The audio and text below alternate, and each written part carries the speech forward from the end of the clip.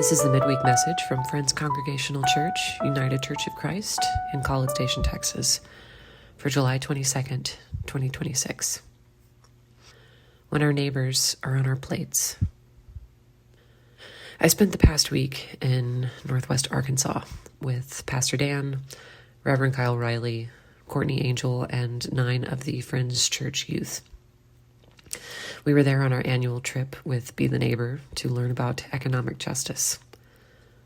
There's much to be covered on this subject, and I'll leave it to the youth group to share that with you during their youth-led worship service in August. For now, I want to focus on a particular aspect of the trip that has held my attention: justice for workers in the poultry industry.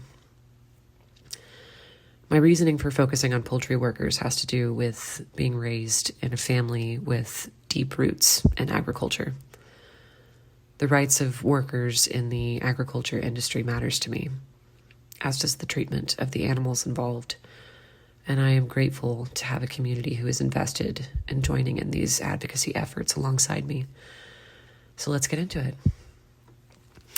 While in Arkansas, the youth group spent the afternoon with an organization called Venceremos, which translates to "we will win" or "we shall overcome."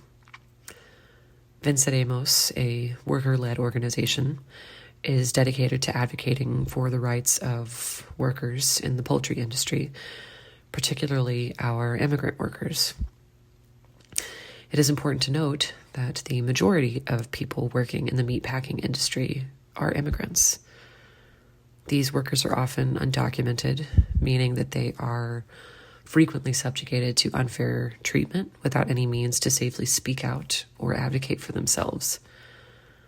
This is not exclusive to the poultry industry. Agriculture within the United States in general relies on migrant workers. And when workers are undocumented, they are frequently exploited.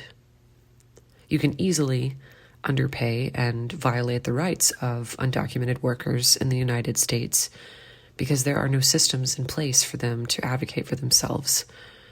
And with the current actions of ICE, speaking out is not an option.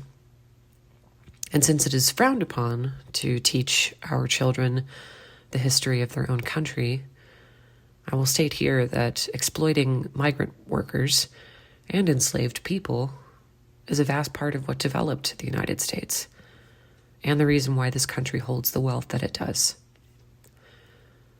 Tyson Foods, headquartered in Northwest Arkansas, is responsible for the mass expansion of the poultry industry in the early 1930s. Since then, 1 in every 5 pounds of chicken in the U.S. is produced by Tyson. While in Arkansas, we visited Venceremos, the organization advocating for the rights of poultry workers. They introduced us to the investigative work of Alice Driver, whose work on this subject contributed to her book, Life and Death of the American Worker: The Immigrants Taking on America's Largest Meatpacking Company.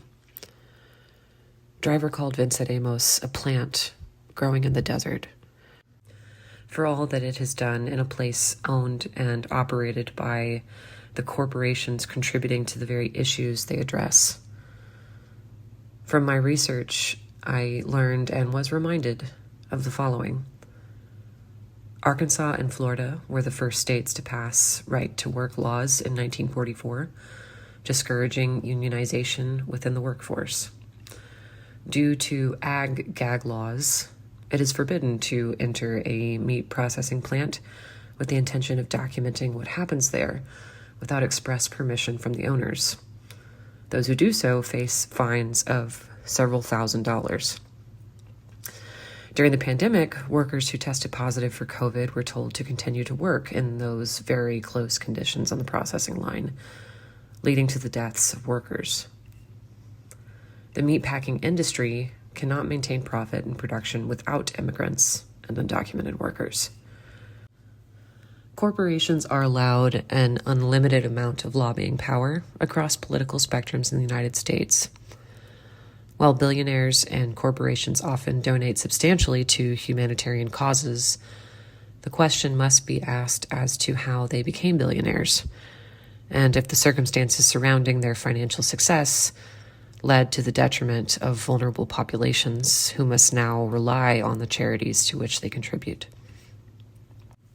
Items that Tyson Foods are unable to sell in grocery stores are often sold to prisons. As former CEO Don Tyson once stated during a New York Times interview in the 1990s, prisoners are a, quote, captive audience for such products. Friends, there is so much to share on this subject, but I offer now what I and the Friends Church Youth Group have learned in the past week as a reminder of what is happening every day to our neighbors, and that we were made for such a time as this to act as people of God's liberative justice. We can do better. Our neighbors deserve better.